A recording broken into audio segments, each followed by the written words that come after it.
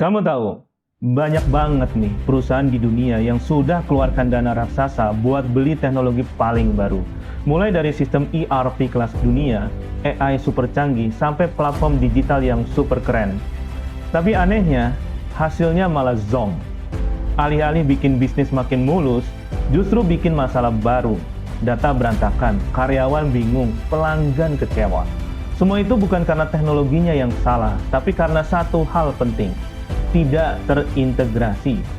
Jadi sehebat apapun teknologinya, kalau berdiri sendiri, ujung-ujungnya ya gagal. Di video ini, saya mau ajak kamu ngobrol soal kenapa integrasi itu krusial banget. Plus kita bahas kasus-kasus nyata dari luar negeri yang bisa jadi pelajaran berharga buat kita semua.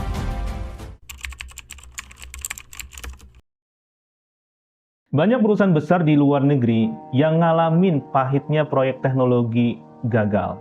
Misalnya BBC di Inggris. Tahun 2008, mereka meluncurkan proyek digital bernama Digital Media Initiative dengan investasi lebih dari 100 juta pound sterling. Tujuannya mulia, bikin sistem digital terpadu untuk produksi konten. Tapi karena sistemnya nggak nyambung dengan workflow yang sudah ada, proyek itu resmi dihentikan tahun 2013 karena gagal. BBC bahkan harus mengakui kerugian yang sangat besar akibat kegagalan dari integrasinya. Nah, ini ilustrasinya gampang ya. Bayangkan kalian punya smartphone tercanggih, kamera 200 megapiksel, prosesor yang ngebut, tapi nggak ada koneksi internet. Apa gunanya? Ya jadi cuma pajangan yang mahal. Sama aja dengan proyek BBC tadi. Teknologinya canggih, tapi nggak bisa dipakai dengan lancar karena nggak bisa terhubung dengan sistem yang lain. Menurut laporan Standish Group di tahun 2020, sekitar 66% proyek IT besar di dunia gagal memenuhi target karena masalah integrasi. Jadi ini bukan kasus langka, tapi masalah global.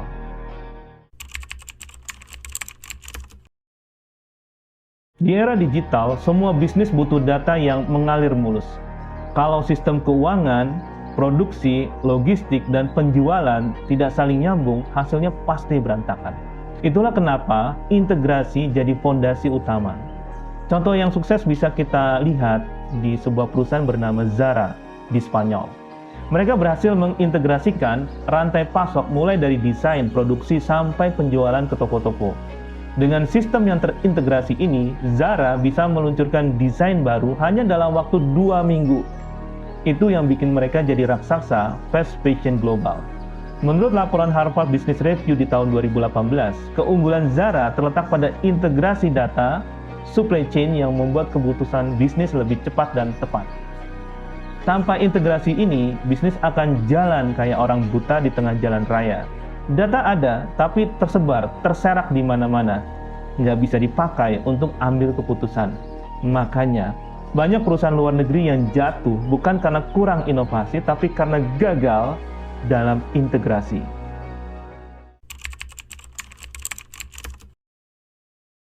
Salah satu contoh paling terkenal adalah Heathrow Airport Terminal di Inggris. Saat dibuka di tahun 2008, bandara ini diklaim dianggap super modern dengan sistem bagasi yang otomatis dan canggih. Tapi gara-gara sistem bagasi ini tidak terintegrasi dengan sistem penerbangan dan operasional, ribuan koper hilang, penerbangan kacau, dan reputasi maskapai British Airways anjlok. Kerugian diperkirakan mencapai ratusan juta pound sterling. Kasus lain datang dari US Federal Bureau of Investigation atau FBI dengan proyek bernama Virtual Case File senilai 170 juta US dollar.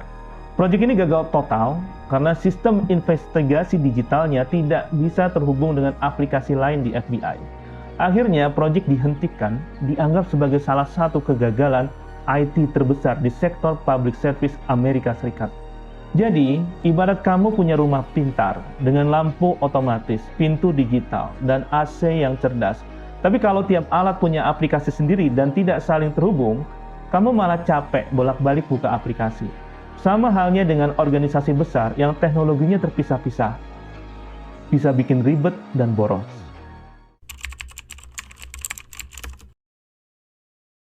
Nah, disinilah enterprise arsitektur punya peran vital. Enterprise arsitektur itu kayak peta kota yang bikin semua jalan, jembatan, dan sistem transportasi yang lain nyambung satu sama lain. Tanpa peta, pembangunan bisa acak-acakan. Contoh nyata nih, ada dari NASA. Mereka ini pakai kerangka enterprise architecture buat memastikan semua sistem misi luar angkasanya, mulai dari data satelit, komunikasi, sampai kontrol misi, terhubung dengan baik. Dengan enterprise architecture, NASA bisa meminimalisir resiko kegagalan misi. Menurut laporan MIT Sloan Management Review di tahun 2019, enterprise architecture adalah kunci yang bikin NASA bisa mengelola proyek raksasa dengan tingkat kompleksitas yang tinggi. Jadi, enterprise architecture bukan teori kaku, tapi alat strategis biar setiap investasi IT mendukung tujuan besar organisasi. Tanpa enterprise architecture, perusahaan rawan mengulang kesalahan yang sama. Beli teknologi canggih, tapi nyemplung ke jurang kegagalan.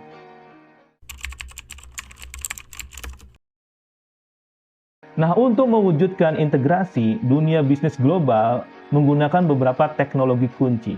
Pertama, API, atau Application Programming Interface. Contoh suksesnya ada di Uber. Uber bisa jalan mulus karena sistem pemesanan aplikasi, pembayaran online, peta digital, dan layanan pengemudi semuanya terhubung lewat API. Kedua, ada teknologi Enterprise Service Bus.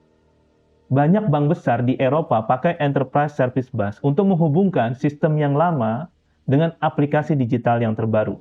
Nah, menurut IBM Research di tahun 2021, penerapan ESB ini ternyata bisa memangkas waktu integrasi hingga 40%. Ketiga, Cloud Integration Platform seperti MuleSoft dan Dell Boomi.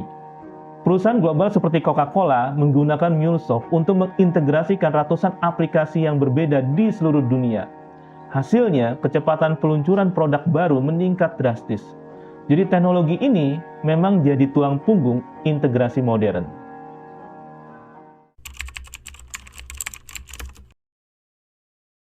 Mari kita lihat perusahaan yang berhasil karena integrasi. Amazon ini merupakan contoh yang paling ikonik ya.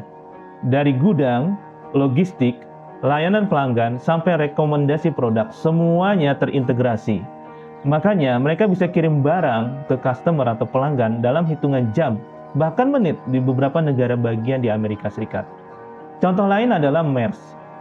Perusahaan logistik asal Denmark ini mengintegrasikan sistem pelacakan kontainer global melalui platform digital berbasis blockchain. Mereka berhasil memangkas biaya operasional dan meningkatkan transparansi rantai pasok.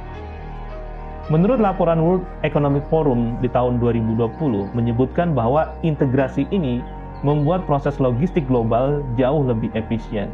Dari contoh-contoh ini kita bisa simpulkan, perusahaan yang sukses bukan sekedar karena punya teknologi yang hebat, tapi karena mampu mengintegrasikan atau menghubungkan semuanya jadi satu, sehingga menjadi satu kesatuan ekosistem yang terintegrasi dengan baik.